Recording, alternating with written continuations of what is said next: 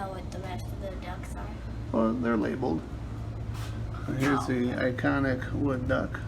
There's the mallard, drake.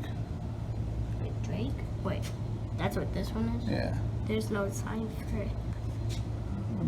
Blue-winged teal, it says. A shovel. Ruddy. And northern shoveler is a gadwall. Green-winged teal. It's a ruddy duck. That's what they call it. We get a lot of these around here. The Oh, goose. yeah. And some snow goose I see. Swans. These are cool looking. What are they? Up top. They're diving ducks. So different types of diving ducks. And these